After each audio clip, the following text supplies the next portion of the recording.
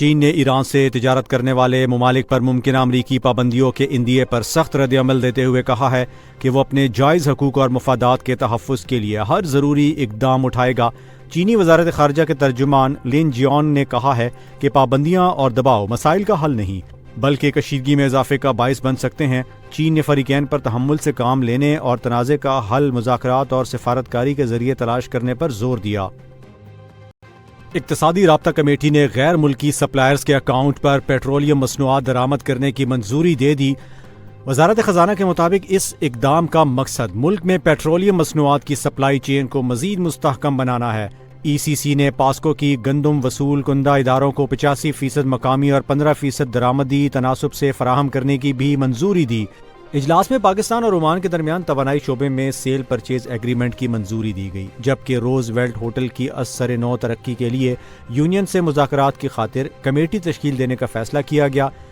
ای سی سی نے K4 منصوبے کے لیے 7 ارب 797 کروڑ روپے سے زائد کی گرانٹ بھی منظور کر لی۔ نائب وزیراعظم اور وزیر خارجہ اسحاق ڈار نے لندن میں انٹرنیشنل میری ٹائم آرگنائزیشن کے سیکرٹری جنرل سے ملاقات کی۔ اسحاق ڈار نے MT آنر 25 پر یرغمال بنائے گئے 10 پاکستانی ملاحوں کی بحفاظت رہائی کے لیے تعاون پر شکریہ ادا کیا اور تمام پاکستانی ملاحوں کی جلد وطن واپسی کے لیے فوری ادارہ جاتی اقدامات پر زور دیا۔ ملاقات میں بحری سلامتی، بین الاقوامی بحری معیارات، بلیو اکانومی اور پاکستان و IMO کے درمیان تعاون مزید مضبوط بنانے پر بھی تبادلہ خیال کیا گیا۔ FIH ہاکی ورلڈ کپ کے کلاسیفیکیشن میچ میں نیوزی لینڈ نے FIH ہاکی ورلڈ کپ کے کلاسیفیکیشن میچ میں نیوزی لینڈ نے پاکستان کو 2 کے مقابلے میں 4 گول سے شکست دے دی۔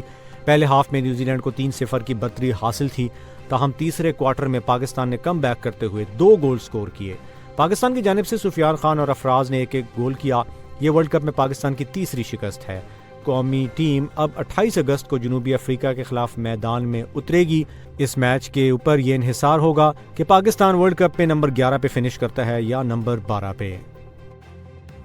ایپل رواں سال ستمبر میں اپنا پہلا فولڈیبل آئی فون متعارف کرانے کی تیاری کر رہا ہے، جسے ممکنہ طور پر آئی فون الٹرا کا نام دیا جا سکتا ہے۔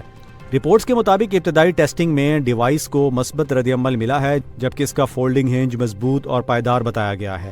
بڑی اندرونی اسکرین کے لیے سافٹ ویئر میں بھی خصوصی تبدیلیاں کی گئی ہیں، تاہم فولڈنگ اسکرین پر بننے والی کریز اب بھی ایک اہم چیلنج ہو سکتی ہے۔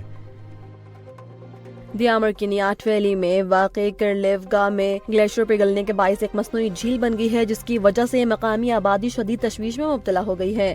مقامی افراد کے مطابق جھیل کے پانی سے تیار فصلوں کو نقصان پہنچا ہے، جبکہ کرلیوگا کے گلیشیئرز میں بڑے بڑے کریکس بھی پڑ گئے ہیں، جس پر انہوں نے حکومت سے فوری حفاظتی اقدامات کا مطالبہ کیا ہے۔ معاملے کی سنگینی کو دیکھتے ہوئے اسسٹنٹ کمشنر منظور احمد نے شہریوں کو جھیل سے دور رہنے کی ہدایت کی ہے اور Gilgit Baltistan disaster management authority کو فوری اقدامات کے لیے مطلع کر دیا گیا ہے۔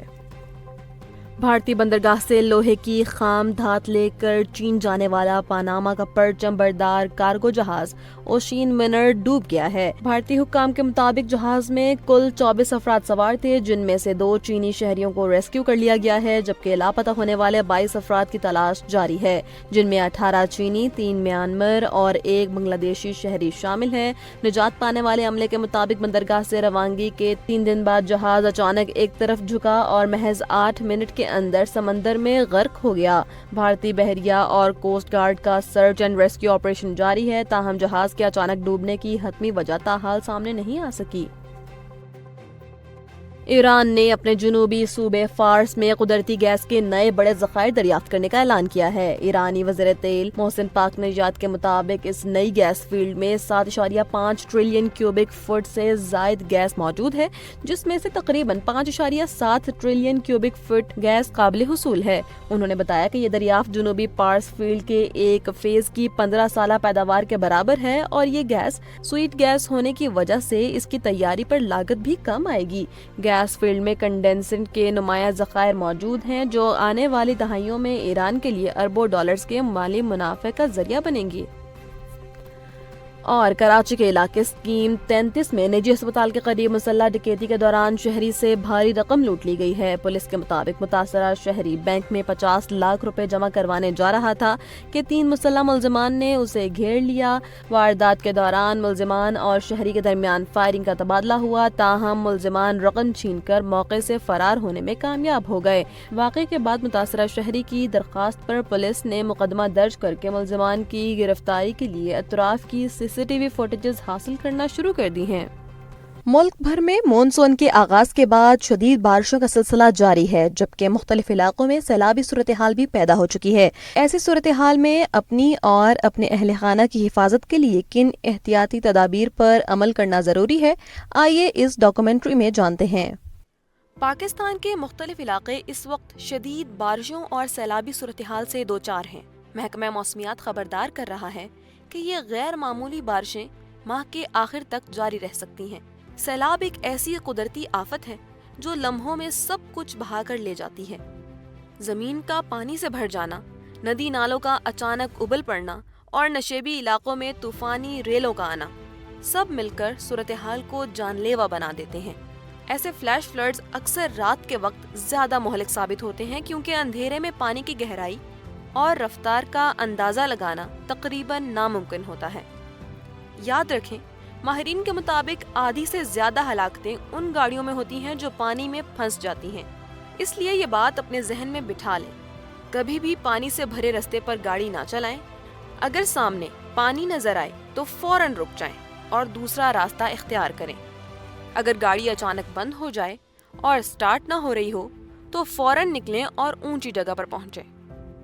ایک انڈر پاس صرف چند منٹوں میں 5 سے 6 فٹ پانی سے بھر سکتا ہے اور یہ صورتحال زندگی کے لیے بڑا خطرہ ہے۔ سیلاب کے دوران لازمی احتیاطی تدابیر: بارش، بجلی اور گرج چمک کے دوران ہمیشہ محتاط رہیں۔ ندی نالوں، کھائیوں اور برساتی پانی کے قریب نہ جائیں۔ یاد رکھیں، صرف 6 انچ بہتا پانی بھی کسی کو گرا سکتا ہے اور اپنے ساتھ بہا کر لے جا سکتا ہے۔ پیدل چلتے ہوئے، کھیلتے ہوئے یا تیراکی کرتے ہوئے پانی میں نہ اتریں۔ بچوں کو سختی سے منع کریں کہ وہ پانی کے قریب نہ جائیں کیونکہ ان کے اندر خطرے کا اندازہ لگانے کی صلاحیت بہت کم ہوتی ہے۔ اپنے گھر اور زندگی کے تحفظ کے لیے یہ اقدامات کریں۔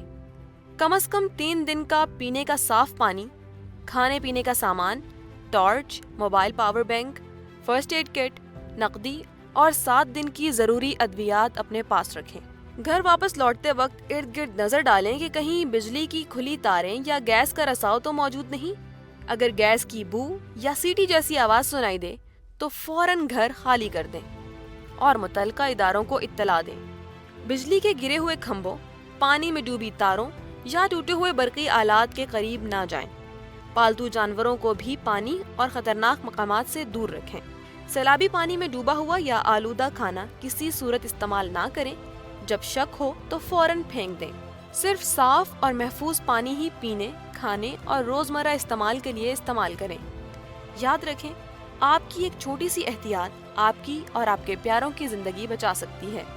اپنے اہل خانہ کو سیلابی پانی سے دور رکھیں، حالات پر نظر رکھیں اور احتیاط کو اپنا اولین اصول بنائیں۔